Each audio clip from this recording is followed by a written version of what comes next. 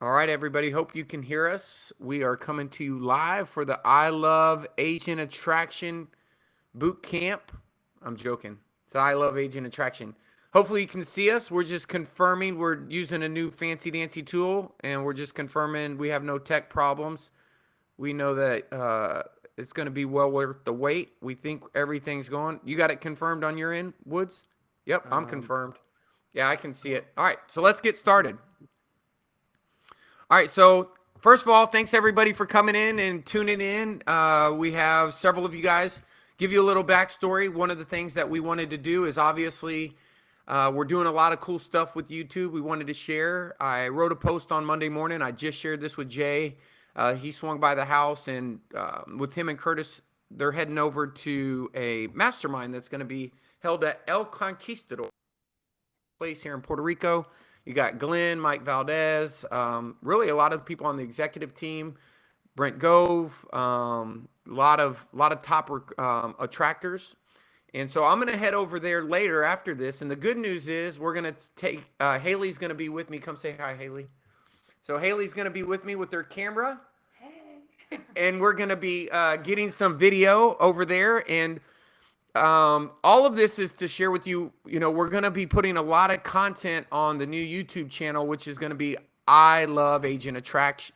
Agent Attraction, and so we'll give you access to that. We did go through, and we're going to jump right into this content. I don't want to be too long-winded because the goal here today was to really answer some questions. Part of this is, you know, with the Agent Attraction training, I get literally every single day, every single hour, somebody going through the course. So um, the agent attraction course that we created, I think it was created about probably 2019. We did that trying to organize, you know, and create a framework for people who were wanting to get started on agent attraction and taking advantage of the opportunity, one of the best opportunities that I think that's out there for real estate agents, which is to earn additional income in their real estate business through helping EXP grow, and for their contribution in doing that. We know we have all been incentivized with an amazing program. And so a lot of people don't get started, and Woods and I have brought on some amazing talent, and we were going to put a lot of that effort into helping them, and we were trying to organize how we were going to help them, and then we were trying to think how could we do that in abundance for everybody. So this is what you got. Today we're going to talk about the questions that came in. We'll just address some of these questions. All of this is leading up to once we organize these questions without coming with the solution. We could have just came in and just did the training, like, hey, here's a training, here's what you need to do. In lieu of doing that, what we decided to do was ask questions, answer everybody's questions, organize those questions, because that's what I think it takes to have a good strategy is not anticipate you think you know what people are doing. So, Woods, we'll go back and forth and kind of chime in on all these different questions that we've received. If some of the questions people asked were like, where do we start? So those are going to be a little bit longer, but there might right? If 9 people asked, where do we start? You know, obviously we're going to condense those out down into in one slide. And there was 2 of 3 of you that that impressed me. Laura Burnside. Some of you came up with some very well thought out questions. And what I mean by that is that I could spend probably, it was like one question tied in with 10 other questions. And I want to answer those. So we're going to answer all of the questions. If you submitted a question, we're going to answer it. We created a doc. We exported them all. We color coded the ones for today. We're going to answer the next ones on the next one. You will get every question asked. Once we're done answering the questions, we're going to take the question and the answers and we're going to chop it up. We're going to put it on the YouTube channel. So people that you recruit in the future to EXP that want, because if it doesn't duplicate, it doesn't matter. So imagine somebody comes on and you bring them on, they're really skilled, and you want to plug them in, and like you're busy and you have questions too. This is a place where you can send them where they'll be able to consume at their own pace. And with that being said, let's just jump into the first question so we can get this rocking. I got 12 minutes past the hour, and looks like we have Chris, Paul, Jarrett, Vaughn. What's up, Big Vaughn? Daniel, Cindy. We got tons of people on here, so let's get rocking and rolling. all right, cool. Well, let's start off with the first question. We'll go ahead and take it right from the top. And so this question came in from Kathy Helbig, and she just said simply, what's the most effective ways to attract agents? So, Michael, why don't you start us off with what you think are some of the most effective ways? So the most effective way to attract agents is effective, right? So you start with people that you know. You have what we like to do is we like Nets list. I'll give you a little background on what that means, but there's people that you met. What I like to do is it's all about segmentation. Marketing is all about segmentation. And so what you don't want to do is approach people that don't even know who you are. That's not effective because that work? Yes, but that's what we call is a cold audience. To me, effective means how can I do it and have it work with the least amount of effort when you first start. Especially if you are first starting, it's going to the people that already know, like, and trust you, and taking the time to do that top 100 list. And here's what I want to tell you: most people don't do that, nor do they understand why they're doing that. The doing that list um, is not about getting on the phone and getting someone to make a change tomorrow. Okay, one of the things that you want to do is you got to understand that people historically are going to make a change. On average, that number has went down. So it used to be every 7 years. That number's down to around every 3.5 years.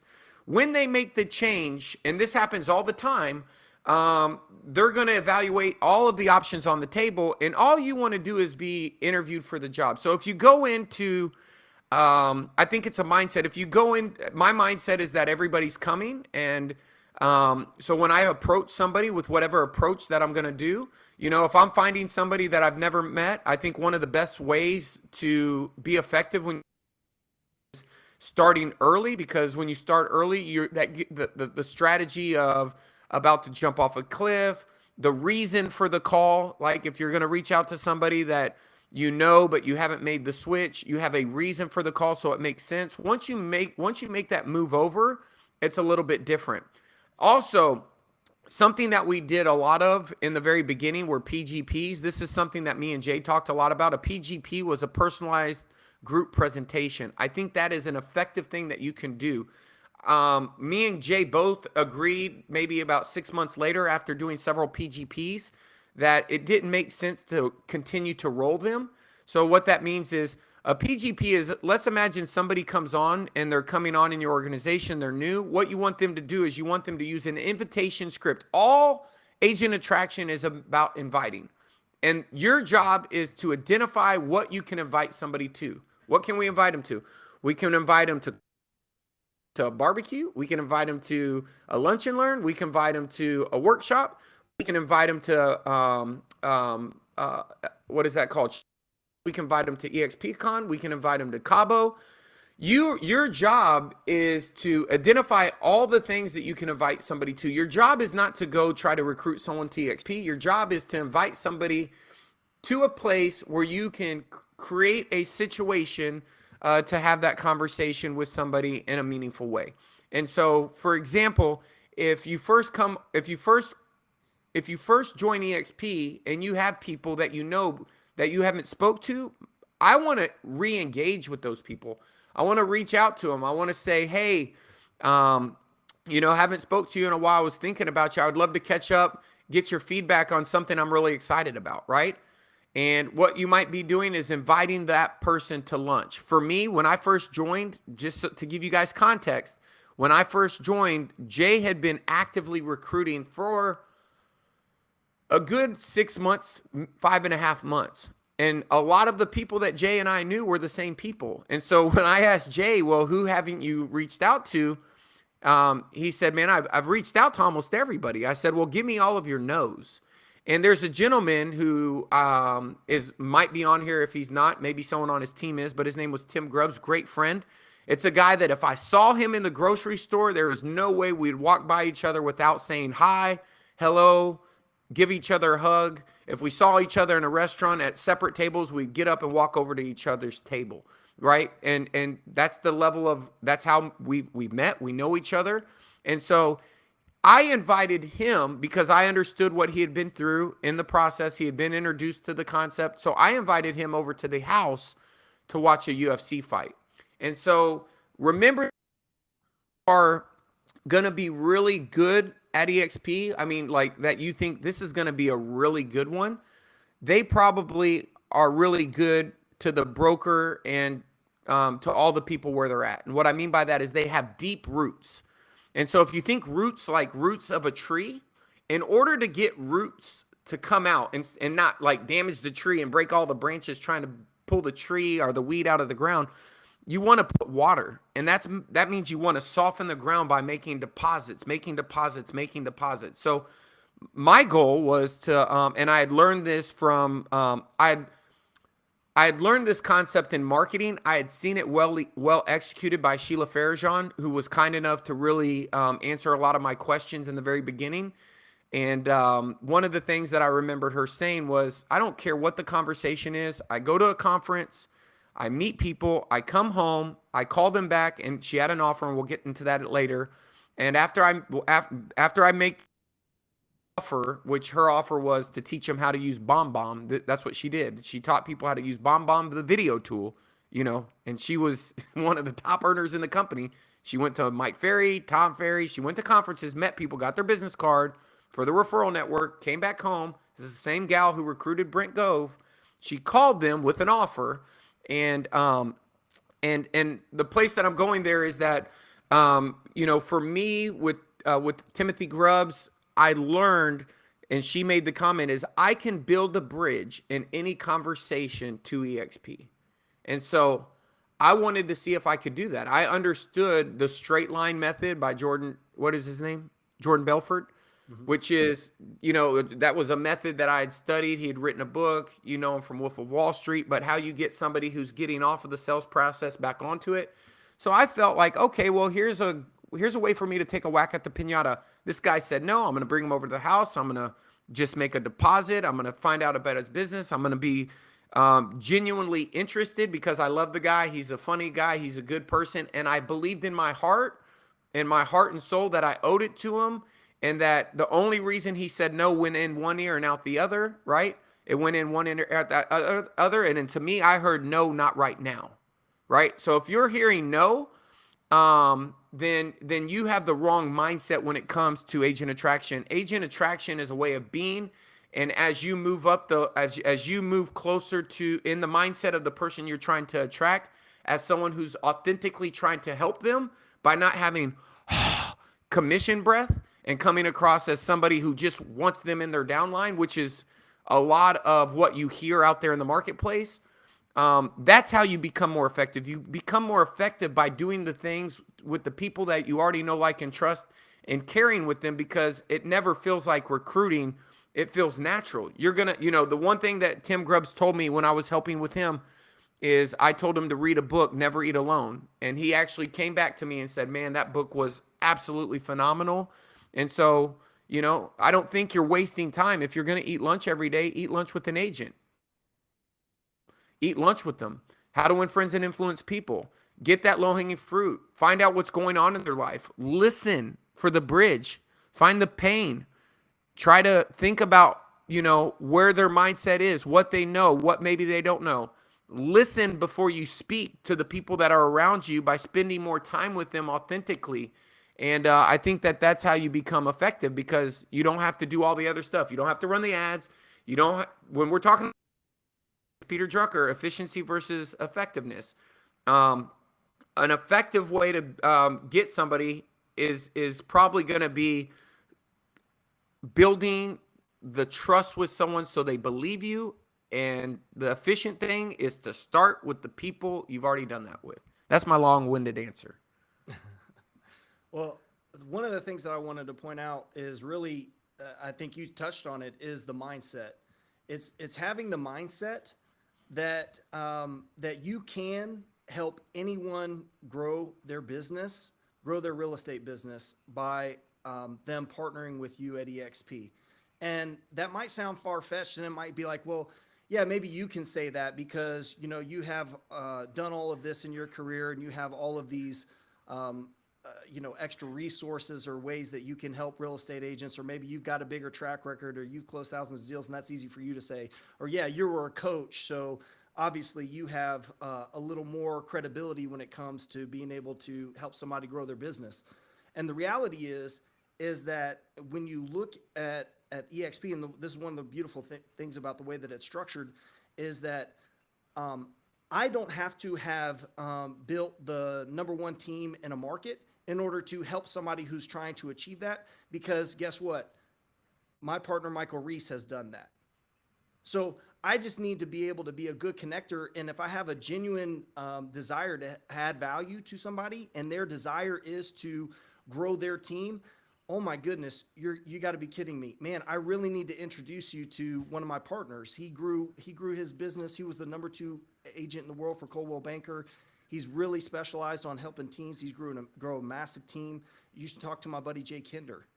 So like the reality is like you have the ability to help people. Not only do you have the ability to help people that are maybe a little bit, further along than you, but there's obviously the people that are maybe at your level or under where you are in production, in the business, that you can obviously help just by sharing some of the things that you're doing that are working. And so it's so amazing to see somebody. I'll just use one example. So I'm going to use one of my agents, Kayla. She's a great example. She was a newer agent, and we helped her implement a little strategy that she learned. And it was just a little simple lead generation strategy of how to generate free leads from Facebook Marketplace. And so she used this strategy. She closed transactions. She was able to make a big move in her life. And all of that came as a result of her partnering with us at EXP and us being able to help her grow her business. Well, now that she did that and she executed that little strategy, she has a story that she can share with other people. Not only does she have a story that she can share with other people, she can now train other people on exactly what she did. And what's so cool is the first time that she did this, and a lot of people have these limiting beliefs of like, well, what can I share that's really valuable to somebody else to help them grow their business? And the reality is heck, the value that you could add to somebody else might even be to simply how to get their real estate license, But so for her, she was kind of a newer agent in the business, so she didn't have this huge track record. But it was amazing to see the response when she started posting on social media some of the results that she was getting and asking if other people wanted to learn what she did, how she was able to get these free leads from Facebook Marketplace and make, $25,000 in 60 days on zero budget so she could make a move to Dallas.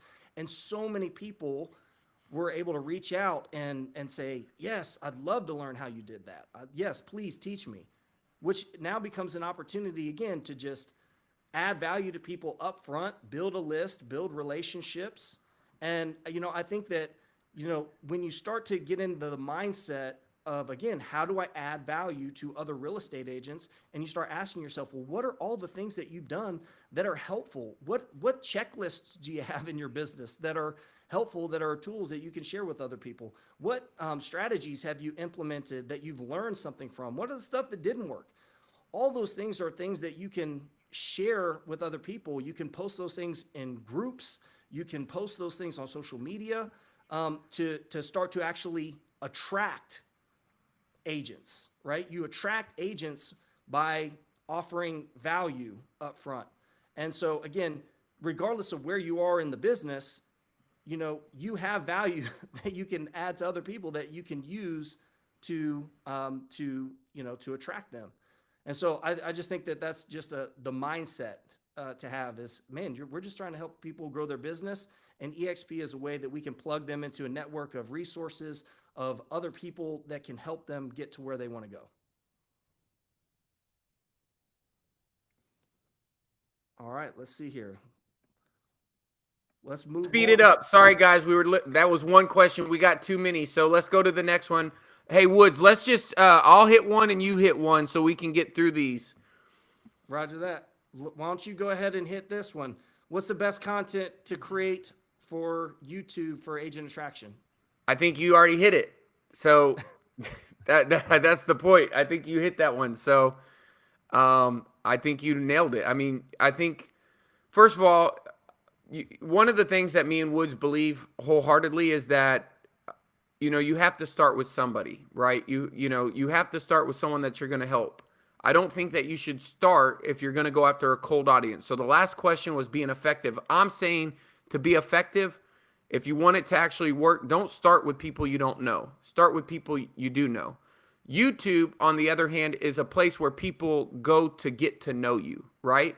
And here's the thing that makes YouTube better than and it is effective. It just takes longer. And that's the difference is I think that people articulate effective and saying when I did something that worked. Guys, what I'm not claiming here, and I want to go on the record, is I did not go post a video on YouTube, and this did happen, but this doesn't happen all the time, and someone go watch it, and 6 days later, never knew anything about me, and they're on the phone with me as a result of YouTube. YouTube, however, YouTube, how do you use it? It's creating the content, but you have to build an audience. And that audience that's probably the best question. If you read the book Digital President, Woods, I don't know if you have a copy there, but if you read the book Digital President, the very first subject line in the book says, build an audience. You always want to build an audience first. Content Inc. says, first build your audience. And building your audience is putting that content out there on YouTube is the act of building your audience. And then you have the audience of people that know you. There's all kinds of, I'm giving you the best question that you should ask, right? The best question should be, because this is the thing, the people who have done well at Agent Attraction have built big audiences. One is that I don't think your audience has to be huge from a subscriber base in order to get results because our community is small. This isn't something that you're doing for the entire world. When you do YouTube, it is for usually, if it's a real estate channel, it's for your city if you're doing production, or it's for the real estate agents that are not at your company, right? And so it's not like everybody in Dallas Cowboy Stadium can subscribe to your channel like they could Dude Perfect. And that's why Dude Perfect can fill Cowboy Stadium and go on tour and have 20 million followers. So that's the first thing that I want to say. The content you create is real simple. It's the same things that you're answering for your clients if you were going to do production. It's the same questions you would answer for someone with agent that wants to looking at EXP if it's for EXP, right? Now, the question is what's your value proposition, which I think building an audience and value proposition is something we're going to get to in the actual training, because the created is going to train. So we're doing 2 live Q&As, and then we're going to do an actual formal training. And that formal training is going to tell you why YouTube works for some and not others, right? And so regardless, if you look at, for instance, if you look at our YouTube channel, you're going to see listingclass.com, right? That's an offer. You can create good content for your YouTube channel. If you don't have an offer, if you don't have a conversion mechanism, if you don't have a sales process, then you can create good content for Agent Attraction, but none of those people will probably reach out to you. So one of the things that you're going to learn, and why you want to stick around through all the Q&As and get to the training, is because the training is going to give you the framework to know where to start. And here's what I want to tell you. It's going to be the same. It's going to be the same framework, the principles, whether you're going after EXP agents or whether you're going after home buyers online or sellers. It's the same framework. You're always going to go on YouTube and identify the problems, the pain, or the desires of your customer, and you're going to create content that's going to answer their questions on how to remove that pain from their life, or how to move closer to the desires that they want to accomplish. So for me and Woods, and one point of reference here is you're going to learn, teach, learn, teach, learn, teach, learn, teach, right? That's why the best people in creating content are learning, right? So like if you have this pain associated with, oh my gosh, I don't know any of this, that's amazing, because that means like you're going to learn it. And as you learn it, you can teach it, because the best way to become good at something is to learn it well enough to teach it. I'll give you an example. I had to learn about a tax code, and Woods knows what I'm talking about. And it was extremely complicated for me. I never understood it, but I had to learn it. And I did learn it. And I can tell you right now, people around me I've talked to Brent Gove, I've talked to Tim and Julie Harris, I've talked to Woods, Haley, who is on the outside watching me talk to all these people. Haley's like, oh my gosh, you've learned so much. She's shaking her head. You should literally do a YouTube video and share that because that's amazing. But I just learned it. So that you learn that brings value to your life is something that you can teach specifically around what you're trying to accomplish. I'm not going to go teach what I learned about taxes to somebody who doesn't even make money, right? Like, you want to have that congruency where you're learning things in reference to what the desired outcome is and what your channel's about. For us, and this is important for you guys to know, we believe for us that the agent that we can help wants to grow their business. And we have a philosophy: agent should be getting deals online from social media, whether that's organic or paid. And there's no reason to get the organic. There's reasons why people can't get paid. And then we have methodologies, things that we've done our way, right? Like Woods was saying, there's something in your business that you're currently doing. It's your methodology. So what you need to do is you need to identify those things that you're doing specifically from agent attraction. Dan Hill here, but Dan Hillsman he joined our inner circle, and this was a class for those of you that don't know. Woods is brilliant when it comes to building online marketing sales funnels, and Hillsman would get onto his class. And I remember that guy out in Canada, Woods, that you were like, oh my God, remember what his name was? And you were like, dude, he's built a model on his own now. His name slips me, but it was kind of a unique name in Ontario. And the point is that these people would get on the class, and what Hillsman started to do, and Hillsman, I would say, was probably the poster child for agent attraction, came from low production compared to Veronica, doing 18 deals, on average a year, didn't want to do much more, didn't want to mess with agent attraction, realized later that it was a really good opportunity and that it was fun. And he would go to the classes and learn what we were doing, and then he would go into his market, he would rent out a hotel, and he would teach what he learned. Learn, teach, learn, teach, learn, teach. That's my recommendation. One thing that's interesting about Dan, is that so we're teaching these strategies and telling you, hey, go do this, get your own story, and then go teach it to people in your marketplace.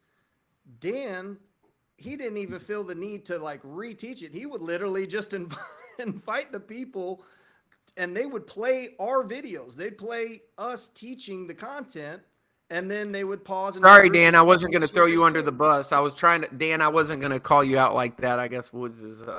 No, this is the point, though, is that was actually brilliant because he didn't waste. It's what we did when we did our first. When we did our first workshops, I could not articulate all the stuff. I watched Jay pitch EXP. I was like, there's no way I can learn that by next week. So I went up and I played a video in Mile High Stadium with Terrell Davis, or whatever his name was, the Hall of Fame, or the Broncos. And I mean, but the thing is we're bringing value to the room. All right, so what's the next one? All right, so next, let's see here. We've got. All right, this is a good question here. So this is from Caroline Gosselin. Once you've attracted and started conversations with a team or small brokerage, what kind of document or bullet points do you have to share with them with all the real benefits of moving to EXP beyond rev share, stocks, training, and tech? For example, if you were to interview the 200-person brokerage that made the move to EXP in Houston last week, what would his response be beyond those I just mentioned above? Well, so I'll take it. Or go ahead. We'll both. I mean, this is the one we already talked through, right? She messaged me that her team was going to be on here, and I think we both got good. Go ahead. You go ahead. Well, I was just going to say that the good news is first of all, I don't believe that there's just a one solution for anybody.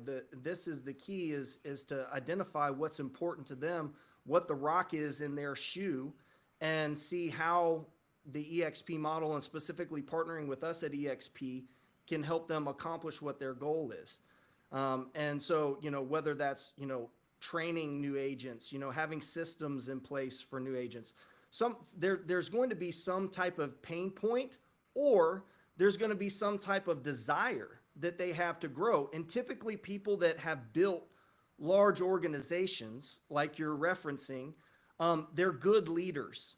And a lot of times what I've found is that those leaders, the reason why they built big organization is because they're good leaders, because they care about their people. And so at some point, the focus can shift from just enriching, themselves and building their business to then creating opportunity for their people, leaders creating leaders. And so sometimes a lot of, what I've seen specifically, I'm going to give an example. So like Chad Smith, for an example, he's got an amazing team, one of the top teams. He was formerly Keller Williams in our local market. We met with Chad. He had our initial meeting and talk was about a challenge that he was facing. He was really trying to get. Can I point one thing out? Can I point one thing out? Yeah. When we initially met with Chad, we met with his operations manager in the Right. parking lot of a football game, and that set up another call with Chad, and they passed. They passed on the opportunity, and an event happened in his former brokerage that changed his perception on wanting to be there. And at the point when we had our first meeting, he was never looking to make a change. He was open to the conversation and came to the conclusion that it wasn't for him. 6 months later, they reach out to us after we continue to add value to them. And I think that's just a point of reference to kind of, and we don't have to expand on that, but just to help people understand some of the other questions that we answered. Right. And, because at the end of the day, he did have a bigger vision that and the realization that he came to was that EXP was a platform. It was a platform for him to be able to grow and expand in ways that he could never grow and expand, under his previous brokerage. And when he saw how we could help him leverage this platform to grow and expand what he had already created and been successful with, it all clicked. But it was after, like Michael said, 6 months of adding value, solving an initial challenge that he had. And something happened at his brokerage Yep. that no one could have anticipated. A statement was made that he didn't agree with, which put him in, like we said, people move every 3 years. I think the point of reference is, guys, listen, the people that you're friends with, Woods just continued to help him. You built a better relationship. We had the first meeting. You continued to build the relationship with him, adding value, earning more trust. And when an event happened in his life where it created, hey, let me take another look at this, right? And obviously that created the opportunity.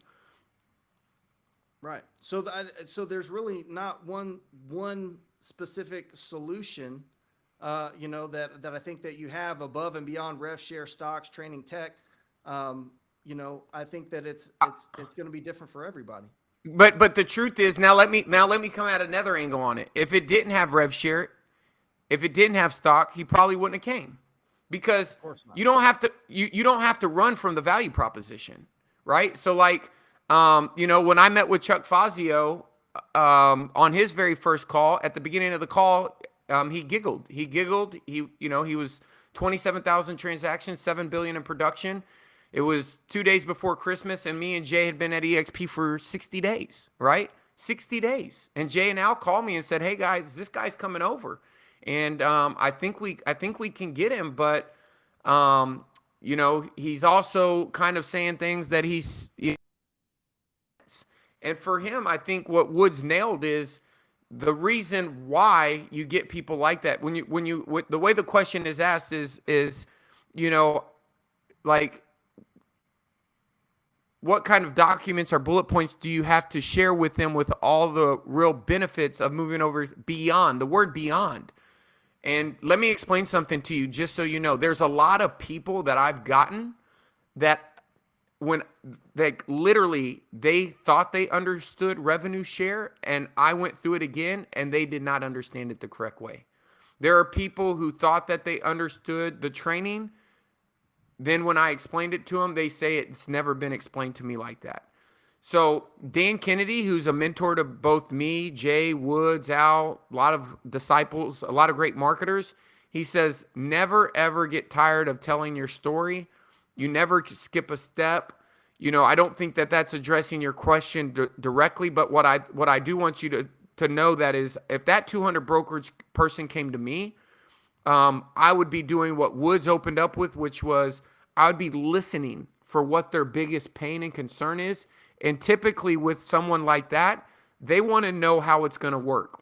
I learned from Brian Moses when he would come back after showing a buyer. Now, remember, he was number 2 in the world for Coldwell Banker prior to Jay taking over that spot, and he was a hell of an agent, built a hell of a team, and he came to work with us at NAEA, and he would teach his process. And he said one of the things that he would do is he would always meet the clients at the office. Then obviously they would leave in separate cars and they'd go back to the office.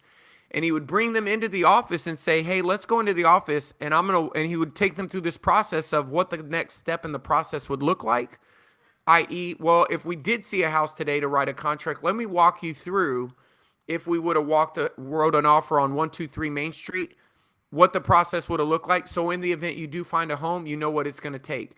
And he would show them how easy it was because he doesn't know what they're thinking. Like, he doesn't know what they're anticipating. He doesn't know what their assumptions are. And so for me, if I'm talking to a 500-person brokerage, first of all, I'm going to use the 200-person brokerage. I'm going to try to set up a team with the resource that EXP has provided to us. EXP has provided us with the resource because usually for those individuals, it's all about the math, right? Like, they see it, they want it to work out, and now it's just the economic, like, will the economics work out? I had a gentleman that came to the build event in August out of Tulsa, Oklahoma. Amazing agent. And when he got on the call with me, I swear to you, this is what he said. And Dane Bash is on here, and Dane Bash is the one that brought him. And he said at the beginning of the call, he says, "Mike, I'm a numbers guy. When I say I'm a numbers guy, I'm probably I'm at the top. That's what I am." And he said, "I've looked at this opportunity 3 times." And literally, he gave me example after example after example of people. He's like, people would show me spreadsheets and numbers, and they didn't know what they were talking about. They didn't even know. They would end up in the formulas, and it was like they got a spreadsheet from somebody else that they didn't even know how to use. And he said that turned me off. And the minute he said that, is I said, "Well, listen, man, I've been successful in business because I partnered with great numbers people. And one of the things that I don't do is I'm not going to fake it till I make it. But I can get you on the phone with somebody who, if we're going to look at a spreadsheet, you're going to be on the phone with the person that built the spreadsheet. But here's what I want to talk about." And so, I let him know that if that was what was important to him, then I'm there to set the appointment, right? I'm there to set the next action. And anyway, when he came to the build event, we went to lunch on the very first day of the build event. And we'll talk about this in regards to another question, but we invited him to the build event, right? Didn't try to get him on the call. If he does not go to the build event, he doesn't come over. I believe that. And I asked him, I said, at that lunch, after we waited in a line for an hour to get something to eat, but after lunch, I said to him, "Are you glad you came?" He pointed to his wife. He said, "My wife was ready to join a couple hours after being here." He said, "If I would have wanted to join, you would have then delivered me the hard challenge and problem of then convincing her." So am I glad? Yes, because the next step in my mind was going to my spouse and explaining it to her. And now she told me when we went back up to the room, "You better figure out a way to make this happen." And I'm paraphrasing. That's what I heard. I don't know exactly the words that he used. But that's my input on that question. All right, cool. Well, let's keep moving. All right, so this is another question, kind of a little bit related to YouTube, how to make your video stand out and content to create the video. All right, so I can tell you, so first of all, this is kind of a learned skill. Number one, what are we doing right now? We are answering questions that literally have been submitted by our audience. And so we're creating content based on what the market is telling us that they want. Now, you can survey your database and you can ask questions. But the reality is like if you're trying to make videos that stand out, you can do research. We use a tool called TubeBuddy, where you can literally type in keyword phrases and it will give you suggestions of opportunities of videos that are available to to shoot that have a good opportunity for you to stand out. Sometimes if you shoot a video and it's in a really crowded space because it's a really popular topic, you're not going to stand out simply because you have so much competition. So there's a sweet spot of being able to find topics that are relevant, that your people care about, that they have interest in, but then also that have low competition. And this tool, TubeBuddy, Forward slash tube is tubebuddy.com/listing class, and they get a free trial, and they have a free trial. So, version. okay, cool. /listing class. TubeBuddy /listing class for the free trial. And so when you use this keyword tool, again, it'll literally show you a score. So that's one way to just kind of win before you start is hey, don't go compete in a red ocean, right? Try to find a blue ocean strategy to be able to shoot maybe those same videos, but maybe a little bit of a twist on it to identify good SEO opportunities. The next thing is finding content, for your videos. I'd say another thing as far as making your video stand out, thumbnails is super important. So one of the big reasons why people click videos, you're going to show up in the search results based on your headline and the SEO that you've done around that. And then, which is basically the topic, which we just talked about. But then people are going to click your video because of your thumbnail. So having somebody professionally produce your thumbnails, you can go to fiverr.com and hire somebody to produce your thumbnails. And, we talked about this. We actually just shot a podcast and talked about some of the tricks and things that we've learned in doing YouTube. If you want having your face on there, making different faces with emotions, that's kind of like a standard way to kind of make your thumbnails pop. Literally stand in front of a white background, have a spouse, a friend, or somebody take pictures of you, download a list of emotions from Google. Just type in list of emotions and have them read them out to you and sit there and say happy, and you make a happy face. Say sad, you make a sad face. Confused. And make those faces get all those pictures, give those to your guy on Fiverr to put together your thumbnails, and have somebody do it. To pay $5, $10 to have a professional do it. It really makes a big difference. So I think that you got to pay attention to your thumbnails. Anything else, Mike? You want to add to that? Nope. All right. Nope. Let's keep rolling. All right. Cool. So how do you create a community with your organization? I lost 5 agents in a small period of time. They're all just saying it wasn't a good fit with no explanation. What can I do differently to ensure it is a good fit before they commit, even though the people that left did say it was at the beginning?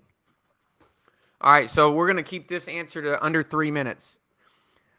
Just because we have a lot of questions and I'm going to be fighting San Juan traffic. So, great question. First of all, what you want to do is every individual is different, and just so you know, you're gonna have people that come on board and that they don't stay. One of the good things is me and Woods have created a lot of great systems for onboarding. We'd be more than delighted to share them with you, so that you can use them. Getting people plugged in. One of my mentors always said, agent attraction starts day one, agent retention starts day one, right? So if you, and this is a guy that I worked with a long time ago. In fact, just so you know, before we joined EXP, we had a thing called agent attraction. We had a logo. Woods designed it in 2015. We were recruiting agents for we were working with. So we understood the concepts of attracting agents. And to talk to your question specifically, one of the things that I do is called the Dan Sullivan question. And Dan Sullivan is the founder of a company called Strategic Coach. He works with a lot of the top people who start. For me, he works with a lot of top people: Frank Kern, Clayton Mask, Joe Polish. He's created an amazing program out of Canada. But he has this thing called the one question, and the one question is, or the only question, is 3 years from now, what things would have to be true if you were looking back over this decision to partner with us? What things would have to be true, right, for you to say this was one of the best decisions you made for your business, right? I always ask that question. When I'm talking to people, I want to know because, Dan Hillsman said, I don't want to recruit anybody ever, right? And things change. People change. I think a lot of the times in the beginning, again, if you, I don't know if you recruited them yourself, if you if you just invited them to a three-way call. I could see this happening because and I'm not saying I wasn't there, Michelle, so I don't know exactly what was said or what wasn't said. What I will tell you is that, I just look in the past to learn and then obviously focus on the future. And I know if you want to make somebody successful, in our book, Digital President, the thing that you do is you have a promise and you never make a promise you can't keep. I had a gentleman who's on this live stream that was here, and we in Puerto Rico. He left yesterday. He was here 2 days ago. And we were having a conversation, haggling back and forth for 3 hours, and he's probably laughing right now on one thing. And I just said, and I wrote it on my wall, I said, what do you want? What's it say? What do you want? Right. I was trying to get to the root of what he wanted. And what he told me he wanted, I said, I don't think it's possible. And I said, I'm not the guy that's going to tell you it's possible. Because the number one thing I have in my life is peace of mind, and I take my word seriously. And if I told you something based upon what he had just told me of something, he was asking me to help him do something that I've never done, Jay's never done, Woods has never done, Al's never done. Nobody, and he wanted me to help him do something that had never been done. And I could have been easily said, oh yeah, we can help you do that. And I said, I just said no. I said, I've made a decision a long time ago when me and Woods wrote the book, Digital President, that we're never going to make a promise we can't keep. With that being said, me and Woods have a guy who recently partnered with us in December. And this gentleman in particular has taken more of my time than any one agent. I talked to, and I'm not saying that you need to do this, but I am very proactive. And so he's texted. He actually, Woods owes him a response today. Woods has been responsive.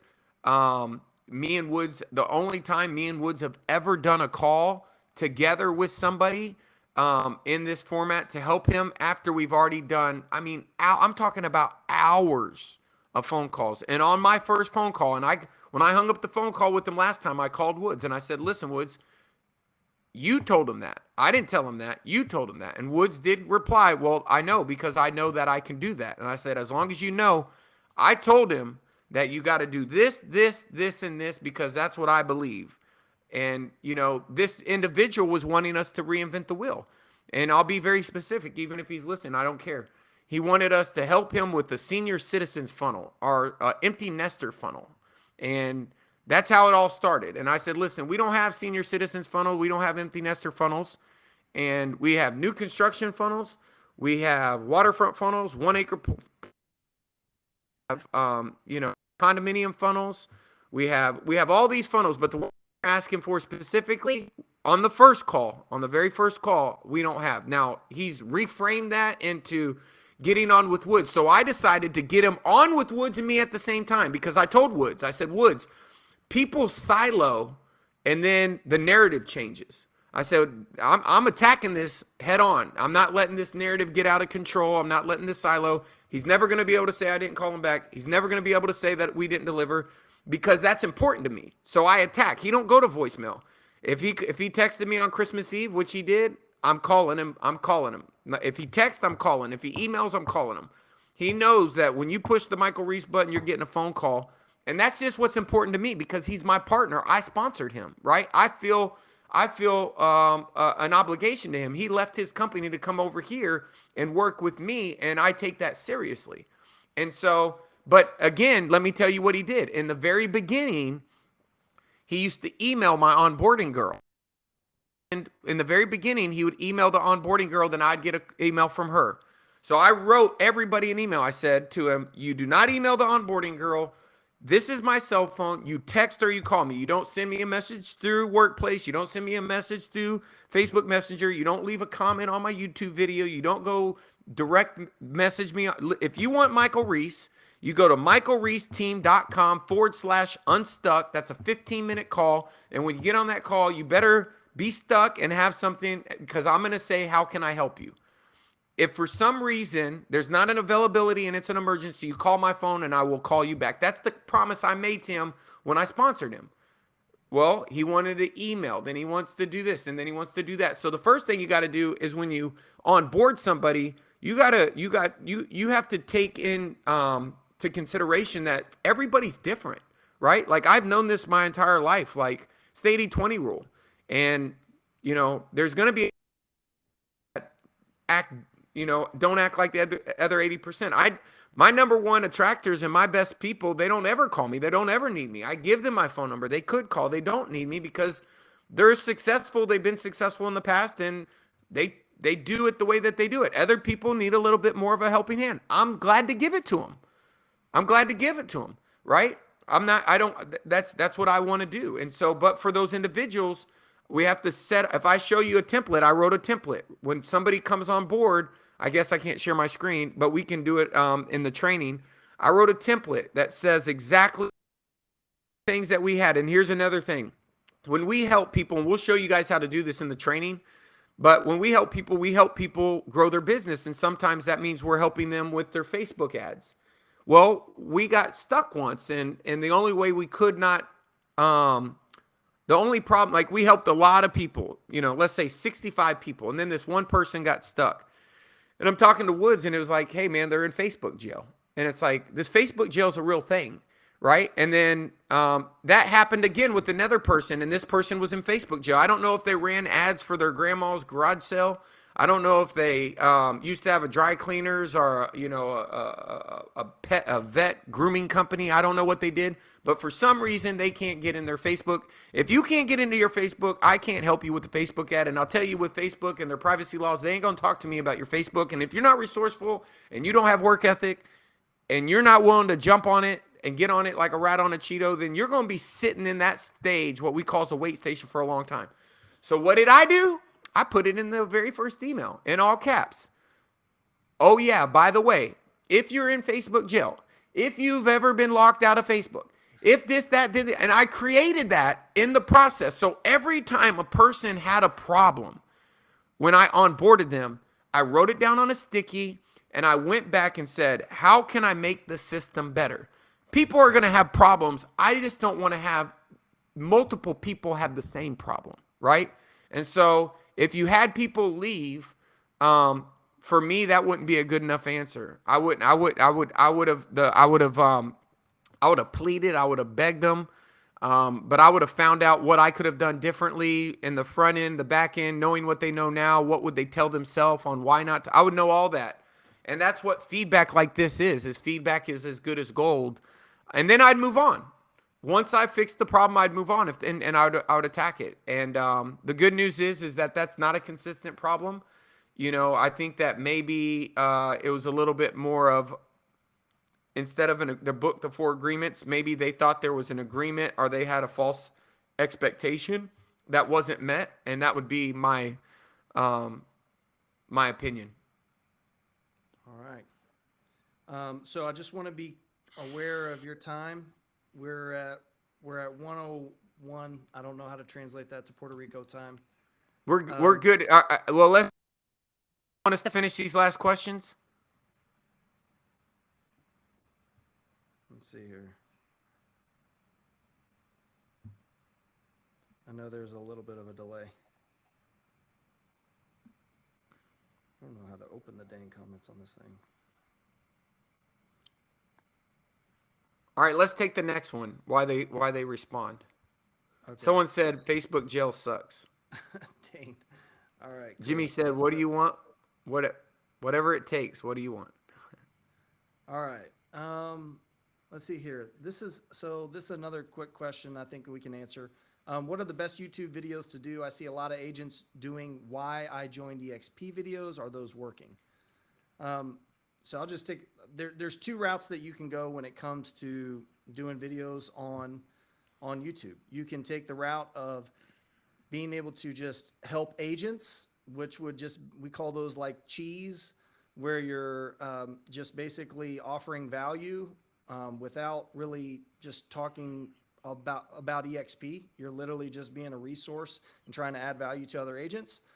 Or you can do videos where you have whiskers, and whiskers is where you kind of, are talking directly about EXP, what you like about it, what you don't like about it, all those kind of things. And so, do those videos work? And I would say that the answer is yes, they do work. You are going to be competing with other agents that do those types of videos. But I think that if that's the only thing that you're doing, I don't believe that that's a great strategy. I think that it is a great strategy if you have other things that you're producing that add value to real estate agents that would make them want to seek you out as a source for information about EXP. Or if you have a proven track record that lends itself to you being able to offer valuable information. But definitely the direct approach does work, but the indirect approach works as well. So you just kind of got to make a decision on what you want to do in the marketplace. Let's see here. All right. So another quick question: how to explain to folks how important your sponsor is? That's a good question. Michael, what's your thoughts on that one? My thoughts are, I don't get into that much. I mean, I think if that, I mean, my value proposition stands on its own, and so I think if you're having to do that, I think you should change. First of all, there's the pledge, right? So you have to. If you guys haven't read the pledge, you should read the pledge. You don't ever want to, you don't want to end up in this area. What you want to do is you want to explain to your recruit how amazing your upline is, and you want to invite them to meet one of them so that you can really isolate the objection on what's holding them back. I've had people ask me this.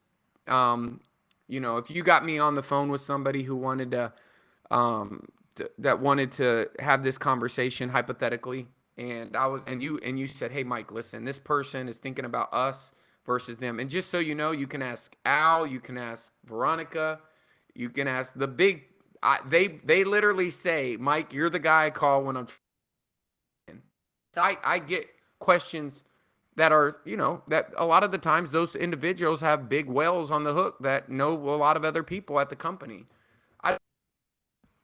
What I just do is I go back to and I learned this a long time ago, and don't underestimate this. Sometimes when someone thing from another person who's been properly edified, they just connect different. They feel like, you know what, this is it. What I do is I usually get on the phone with them and tell them what we're gonna do, and align whatever direction I want based upon what I believe is their biggest concern or their biggest desire. So if their big desire is, they think that, this, that, and the other, this is what's important to them, then I'm going to share a story, tell them about somebody who did that, how I helped them, and how we help each other accomplish that goal. I mean, I'm going to hone in on what part of the value proposition they value most, and then I'm going to focus in on that to help them. I'm never going to go into, because think about it. What's the adverse of this? Well, if you choose the wrong sponsor, then this, and this, and this, and this, and this. And I think I think that conversation would come, if that conversation came up, Missy, in the future, call me, and I will do a 3-way call with that person. And I promise you, we will knock the cover off the ball. They will either join us or they won't join EXP, but we won't have to address anybody else. We will demonstrate expertise based on how we can help them grow their business, or how we're going to help build their confidence in growing their revenue share based upon what we feel is important to them. The only reason if we miss what's important to them, that's the only reason I would think we can miss them, because I believe, and it comes through in the call, I believe that we're the best partners. And, I'll demonstrate that to them, and they'll know without having to have the answer to that question. And I'll tell them, I'll say it's against the pledge. I'm not going to say why you should join this person over that person, but let me tell you about a person that had your similar problem and how we helped them do X, Y, and exactly what we did to help them with that. Right. All right, cool. All right, man. I don't know if we want to go down this rabbit hole. I don't think we can go down. I think we're going to have to go to the last slide. And then All right. if y'all guys like this, what we'll do is we'll organize the rest of the questions. We got a lot of questions, great questions. Here's what I want you to do. We launched a I Love Agent Attraction YouTube channel. We're going to cut up all these answers that are here. Scan that with your phone. Go to the channel and subscribe and turn on notifications. And the reason why is because that's where you're going to get notified when we go live for the next Q&A. We're going to do another Q&A. We might even do 2. And then from there, we're going to do after we do finish out the Q&As, we're going to chop them up. We have some amazing questions with onboarding, how to help someone go from FLA to FLQA, how to help them get into production. I promise you this. And Jay knows what we're up to. I promise you this. 50% of your success is your ability to articulate your durable competitive advantage, why someone should work with you over all other options, why they should go to EXP over all other brokerages. I promise you this. If you learn how to do that, articulate yourself and demonstrate your value, articulate your value, everything that we teach in the CHSA, CHBA, if you plug into this Q&A, you're going to have problems you don't know. You're either unconsciously incompetent or you're consciously incompetent. You don't know what you don't know, or you know what you don't know, but you don't know what you need to do in order to execute. We're going to cover all that, but we're going to do it on this YouTube channel. Go to the YouTube channel, scan it, hit the subscribe, turn on notifications. By Monday, we'll have the next one in there. So when you get notified, if you're subscribed and notified, you'll get a notice that says, hey, a new Q&A is coming up. We'll do the next Q&A. We might add we've done this one. We might add a third one because I got a lot of messages about onboarding. So we might do that. And the grand finale is going to be an implementation of what we believe is going to be the best way to recruit agents to your team in 2020. Everybody, thank you, Woods, man. I know you worked really hard on getting these slides and putting all this together. Thank you guys for taking the time to work on your in your business, not just, or is it on your business? I'm sorry. On it. On your business instead of in your business, right? That's an old e-myth saying where you're working on the systems instead of selling a house, right? And so I just want to applaud you because all of it starts with, the number one advantage you can have in agent attraction. The number one advantage you can have in agent attraction is out learning everybody else, because content game is about learning and creating a good strategy. You can't create a good strategy if you don't even know what all the solutions are. So with that being said, the best life to live. Life by strategy. We'll see you guys next time.